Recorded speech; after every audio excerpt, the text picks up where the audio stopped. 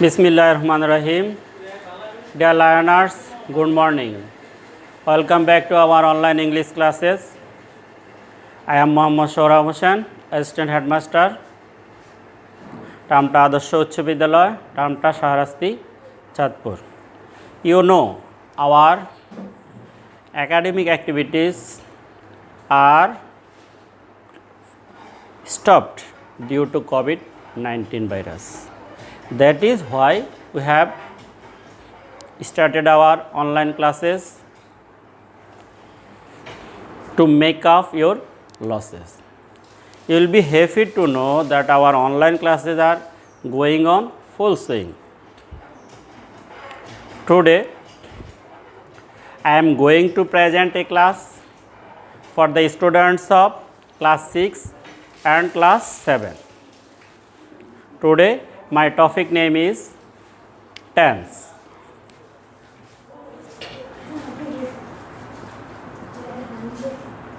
Tense. After the end of my class, I think our learners will be able to understand, to give answer or to give answer, what is tense, how many types of sentence, their definition and their structure. If they know their definition and structure, they will be able to answer or to give easily their examples. At first, we should know what is tense.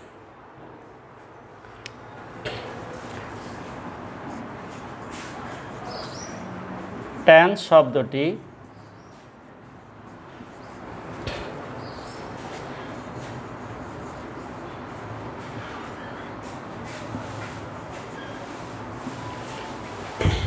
শব্দটি Latin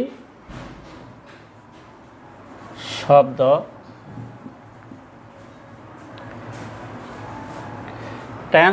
Latin শব্দ tempus হতে ইংরেজি ভাষায় এসেছে।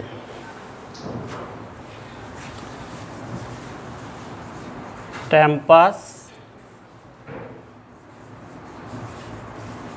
শব্দের অর্থ time বা সময়।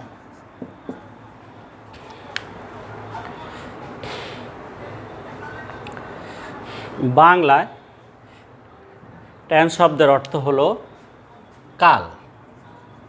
টেন্স শব্দের অর্থ হলো কি? কাল। এবার আসা যাক ডেফিনিশন বা সংজ্ঞায়। Tense denotes the time of action of a verb. সংজ্ঞা: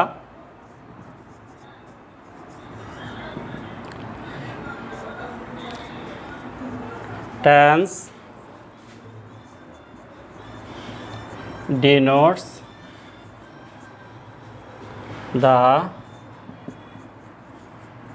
time of action of a verb।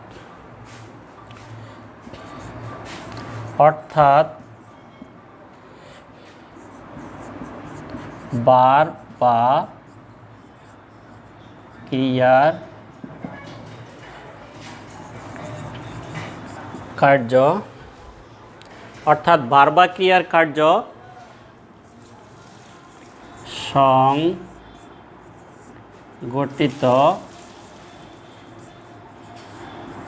হওয়ার সময়কে টেন্স বলে। তো আমরা শিখলাম যে টেন্সের ডেফিনিশন এবং এই শব্দটি কোথা থেকে এসেছে। এবার আমরা টেন্সের গুরুত্ব নিয়ে একটু আলোচনা করব।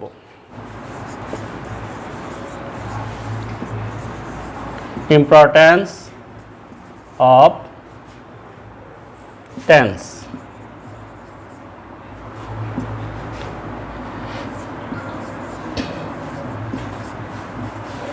গুরুত্ব। টেন্সটা আমরা কেন শিখব, টেন্সের কী গুরুত্ব রয়েছে আমরা সে সম্পর্কে একটু আলোচনা করি। এক,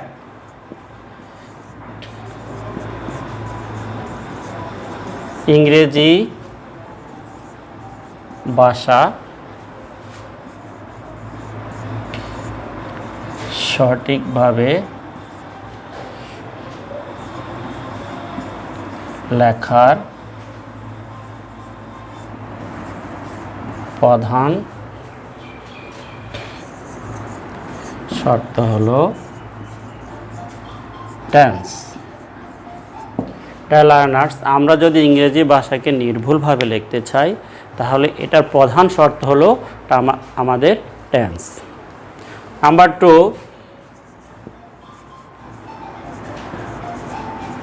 বাক্যের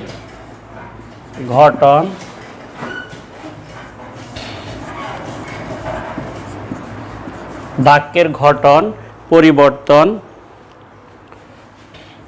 ও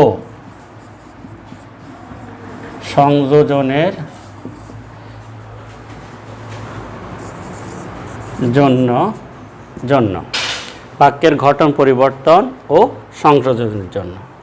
নাম্বার 3,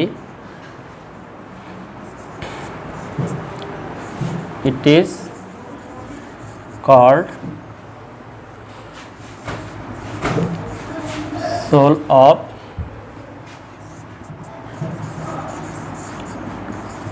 English language।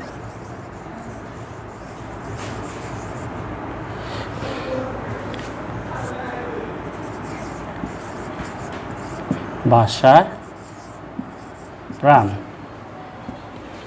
তাহলে টেন্সটাকে কি বলা হয়? It is called soul of English language. এটাকে কি বলা হয়? ইংরেজি ভাষার প্রাণ বলা হয়। সুতরাং আমরা দেখলাম যে আমাদের ইংরেজি ভাষাটা সঠিকভাবে লিখতে হলে, বাক্যের গঠন করতে হলে, এবং যেহেতু এটাকে ভাষার প্রাণ বলা হয়, সুতরাং there is no alternative way without learning tense. এবার আমরা টেন্সের প্রকারভেদ নিয়ে আলোচনা করব। টেন্স প্রধানত 3 প্রকার।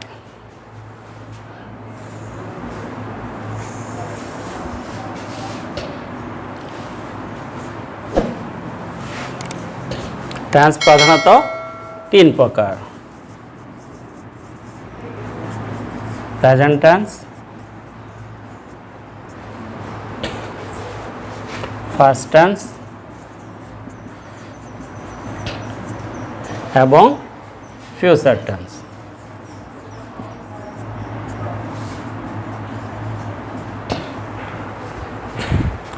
প্রথমে আসা যাক প্রেজেন্ট টেন্স।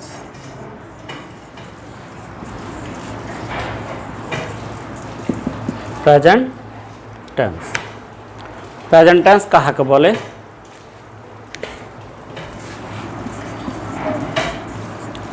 ভার্বের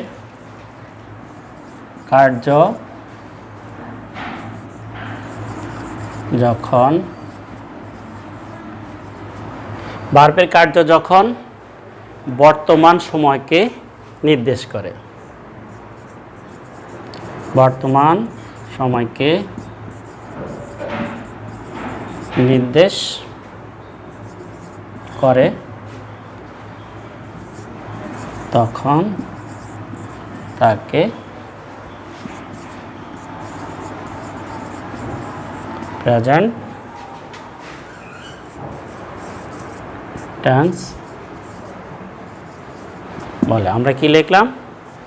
ভার্বের কার্য যখন বর্তমান সময়কে নির্দেশ করে তখন তাকে প্রেজেন্ট টেন্স বলে। এক্সাম্পল,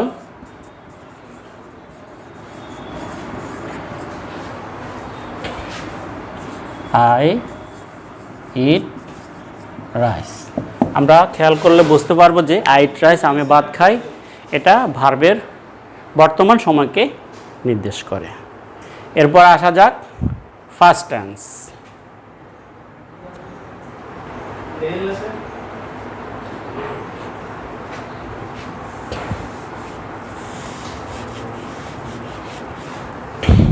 ফার্স্ট টেন্সের ডেফিনিশনটা আমরা শিখব। First tense, first tense, first tense কাকে বলে? ফার্স্ট মানে তো অতীত। তাহলে আমরা ভার্বের কার্য যখন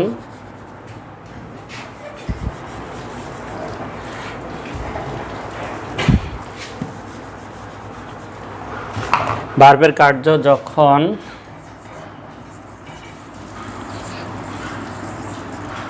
ভার্বের কার্য যখন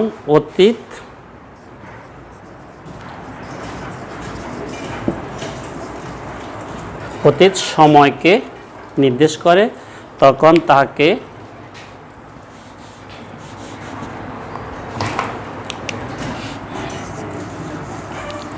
ফার্স্ট টেন্স বলে। ডিয়ার লার্নার্স, আমরা পাস্ট টেন্সের ডেফিনেশনটা দিব। পাস্ট টেন্স কাকে বলে? ভার্বের কার্য যখন অতীত সময়কে নির্দেশ করে তখন তাকে ফার্স্ট টেন্স বলে। Example, I ate rice. আমরা আগের উদাহরণটাকে যদি আমরা ফার্স্ট টেন্সে নিয়ে যাই তাহলে শুধু আমাদের কি করতে হবে? ভার্বের ফার্স্ট ফর্ম লিখতে হবে, ইট অ্যাট। তাহলে আই অ্যাট রাইস, আমি ভাত খেয়েছিলাম, এটা অতীত সময়কে নির্দেশ করে, ভার্বের অতীত সময়কে নির্দেশ করে। এরপরে আসা যাক ফিউচার টেন্স। সর্বশেষ আমাদের প্রধানত যে 3 ভাগে ভাগ করা হলো, সর্বশেষ হলো ফিউচার টেন্স। ফিউচার টেন্স ভার্বের কার্য যখন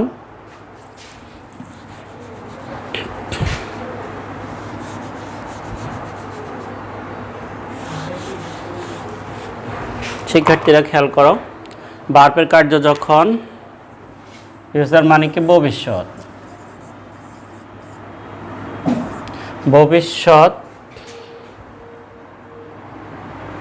ভবিষ্যৎ সময়কে নির্দেশ করে তখন তাকে ফিউচার টেন্স বলে। ভার্বের কার্য যখন ভবিষ্যৎ, এখন থেকে সামনে যেটা হবে সেটা হলো ভবিষ্যৎ, এরকম যদি কোনো সময় নির্দেশ করে তখন তাকে কি বলে? ফিউচার টেন্স বলে। এক্সাম্পল, আমরা ওই সেন্টেন্সটাকে যদি ফিউচার টেন্সে নিতে চাই, I shall eat rice. I shall eat rice, আমরা কি করলাম? আমরা ওই সেন্টেন্সটাকে কি করলাম? ফিউচার টেন্সে নিয়ে গেলাম। যে আমরা প্রথমে প্রেজেন্ট টেন্সে বলেছি আই ইট রাইস, আমি ভাত খাই। আই অ্যাট রাইস, পাস্ট টেন্সে বলেছি আই অ্যাট রাইস, আমি ভাত খেয়েছিলাম। আর ফিউচার টেন্সে বলেছি যে আই শ্যাল ইট রাইস, আমি ভাত খাবো। এবার আমরা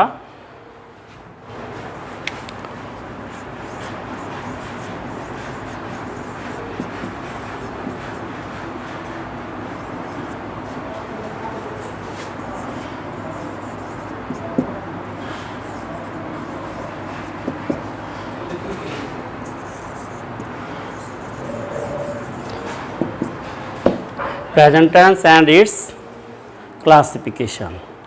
ভার্বের কার্যের সময়কে, ভার্ব যে কাজটা করে এই কার্যের সময়কে আরও স্পষ্ট করে, এই কার্যের সময়টাকে আরও স্পষ্ট করে বোঝানোর জন্য প্রতিটা টেন্সকে আবার কি করা হয়েছে?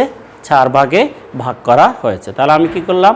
ভার্বের কার্যের সময়টাকে আরও স্পষ্ট করে বোঝানোর জন্য প্রতিটা টেন্সকে আবার 4 ভাগে ভাগ করা হয়েছে। এখন আমরা শিখব present tense and it's classification. বর্তমান কালকেও কি করা হয়েছে? আবার 4টি ভাগে ভাগ করা হয়েছে। 1 নাম্বার,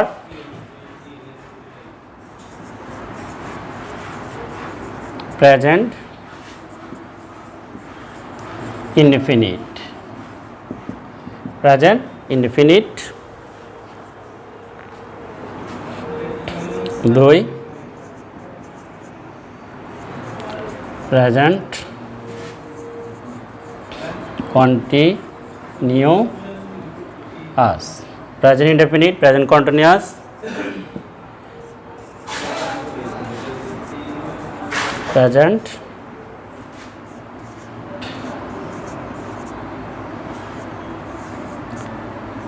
present perfect এবং present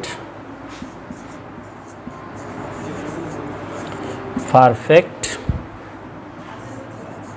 continuous past।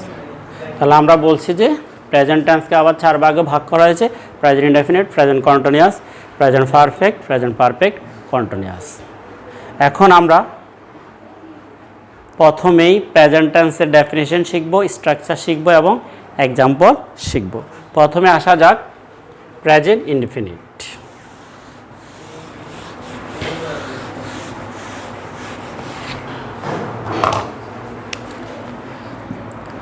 আমরা প্রথমে ডেফিনেশনটা শিখি।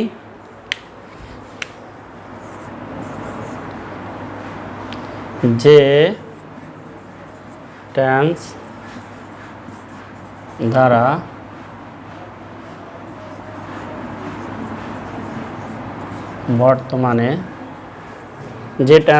বর্তমানে কোনো ভার্ব বা ক্রিয়ার কাজ সাধারণত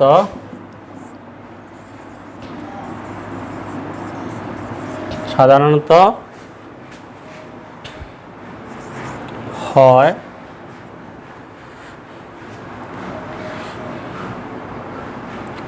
অথবা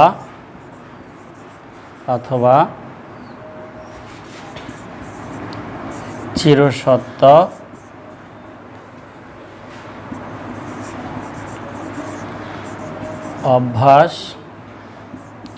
অভ্যাসগত কোনো কাজ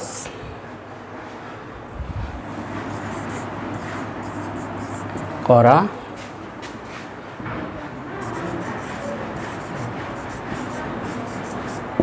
বোঝায়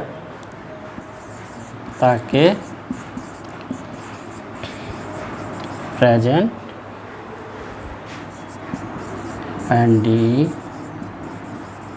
ইনডেফিনিট টেন্স বলে। তাহলে আমরা ডেফিনিশনটা কি লিখলাম? প্রেজেন্ট ইনডেফিনিট যে টেন্স দ্বারা বর্তমানে কোনো ভার্ব বা ক্রিয়ার কাজ সাধারণত সিম্পলি হয় অথবা চিরসত্য অভ্যাসগত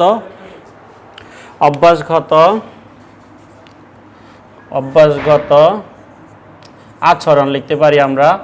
অভ্যাসগত আচরণ, চিরসত্য অভ্যাসগত আচরণ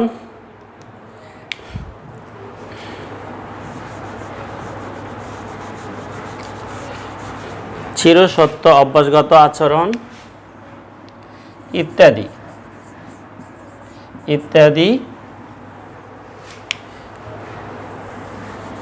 ইত্যাদি বোঝায়, চিরসত্য অভ্যাসগত আচরণ ইত্যাদি বোঝায় তাকে প্রেজেন্ট ইনডেফিনিট টেন্স বলে।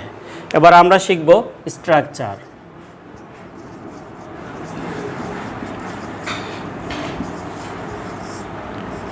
ঘটন, সাবজেক্ট প্লাস মূল ভার্ব এর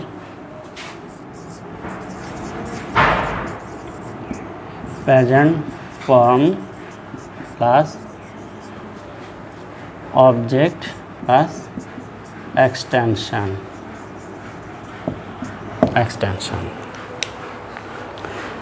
তাহলে আমরা এই স্ট্রাকচার অনুসারে একটা এক্সাম্পল দিব। এক্সাম্পল: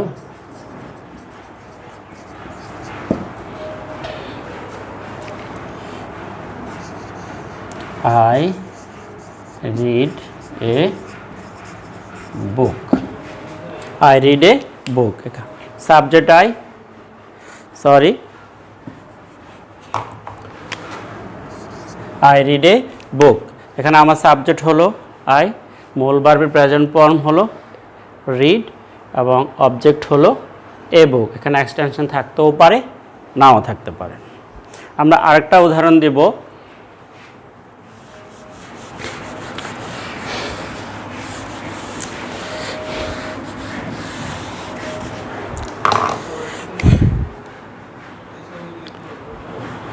এক্সাম্পল 1, আমরা আরেকটা উদাহরণ দেব এটা বোঝার জন্য। Rana goes to school. Dear learners, এখানে খেয়াল করবে যে আমরা এখানে মূল ভার্ব সাথে অ্যাজ বা ইয়ার যুক্ত করেছি। তাহলে আমরা এখানে কেন অ্যাজ বা ইয়ার যুক্ত করলাম? আমরা মূল ভার্ব সাথে অ্যাজ বা ইয়ার যুক্ত করলাম এই জন্য যে আমাদের এটা মনে রাখতে হবে যে প্রেজেন্ট ইনডেফিনিট টেন্সে আমার এই সাবজেক্ট যদি থার্ড পারসন সিঙ্গুলার নাম্বার হয় এবং সেন্টেন্সটি অ্যাফার্মেটিভ সেন্টেন্স হয়। খেয়াল করবে যে প্রেজেন্ট ইনডেফিনিট টেন্সে সাবজেক্ট যদি থার্ড পারসন হয় এবং সিঙ্গুলার হয় এবং অ্যাফার্মেটিভ সেন্টেন্স হয়, তাহলে আমার কি করতে হবে? এই মূল ভার্বের শেষে এস বা ইয়েস যোগ করতে হবে। এই নিয়মটা তোমাদের জন্য অত্যন্ত গুরুত্বপূর্ণ। আমরা এটা মনে রাখতে পারি না, বা আমরা মনে রাখলেও আমরা অর্ধেক মনে রাখি, পুরোটা মনে রাখতে পারি না। এই জন্য আমাদের প্রেজেন্ট ইনডেফিনিট টেন্সের জন্য এই রুলসটা ছাত্রছাত্রীদের জন্য খুবই গুরুত্বপূর্ণ। এবার আমরা প্রেজেন্ট টেন্সের আরেকটি শ্রেণীবিভাগ, প্রেজেন্ট কন্টিনিউয়াস। প্রেজেন্ট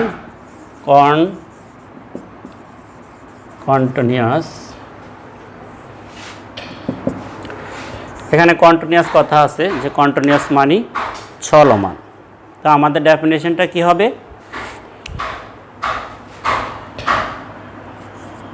যে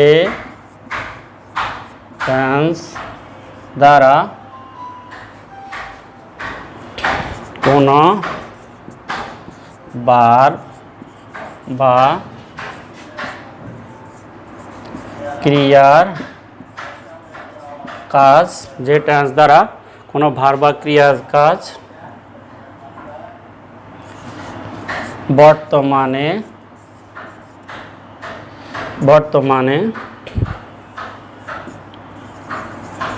কিছু সময় ধরে হইতেছে বা চলিতেছে,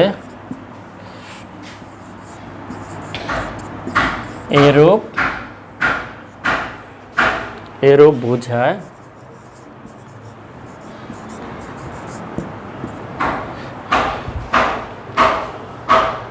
হইতেছে বা চলিতেছে,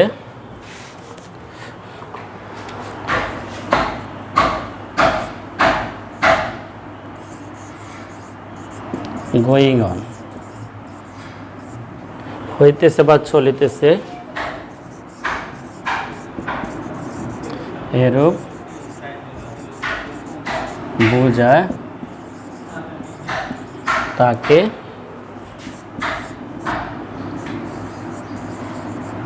প্রেজেন্ট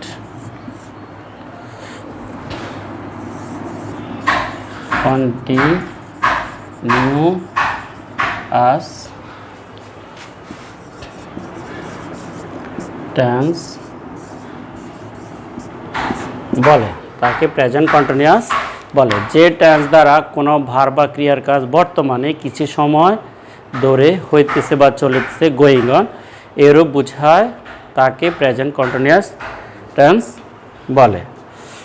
এবার আমরা স্ট্রাকচারটা লিখব।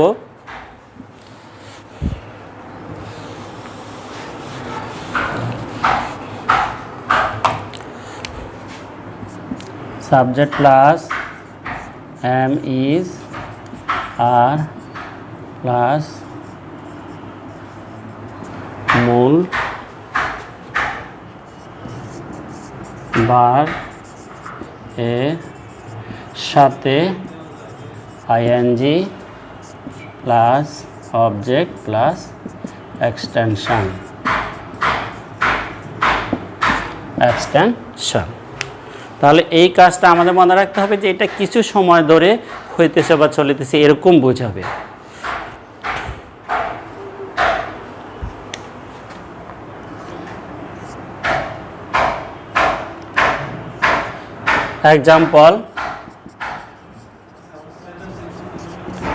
এক্সাম্পল আমরা যদি একটা এক্সাম্পল দেয়, I am writing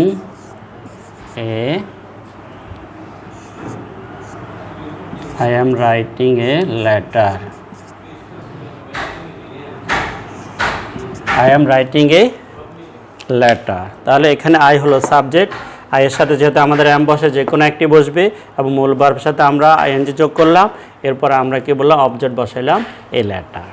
তাহলে আমাদের এখানে যে আমরা ডেফিনেশন দিলাম এবং যে স্ট্রাকচার দিলাম, আমরা যে স্ট্রাকচারটা দিলাম এবং এক্সাম্পলটা দিলাম অ্যাকর্ডিং টু দ্য ডেফিনেশন এবং অ্যাকর্ডিং টু দ্য স্ট্রাকচার।